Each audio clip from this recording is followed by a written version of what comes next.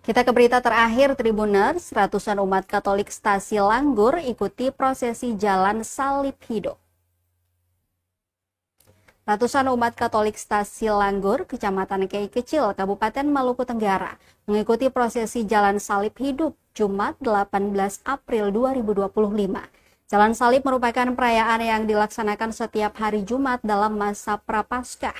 Pantauan tribunambon.com, jalan salib hidup mengenang kisah sengsara Yesus itu dimulai pada pukul 11 waktu Indonesia Timur dari pelataran gereja Santa Perawan Maria Hati Tak Bernoda Langgur, melintasi pertigaan Hotel Filia, kemudian menuju Taman Ziarah MGR Johannes Aerts Langgur dengan jarak tempuh kurang lebih 2 km.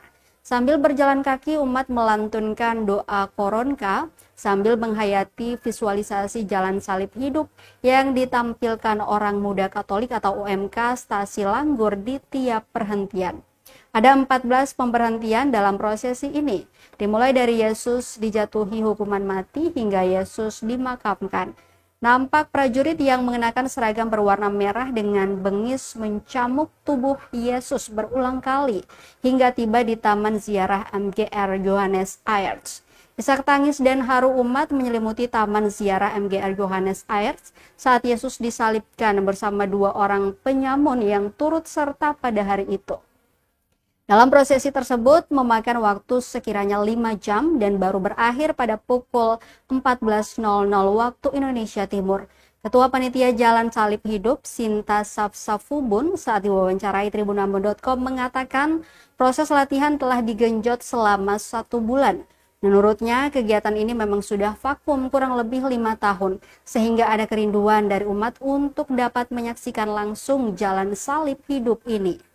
Untuk diketahui, stasi adalah tempat ibadah yang meliputi suatu wilayah atau daerah, namun tidak seluas lingkup gereja paroki.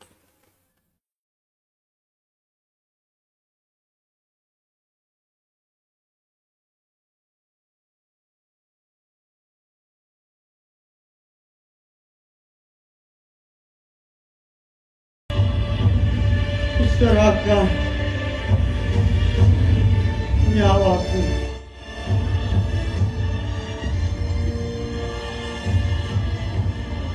Hei, kamu yang mau merobohkan bait Allah. Kalau untuk pelaksanaan latihan 1 bulan saja.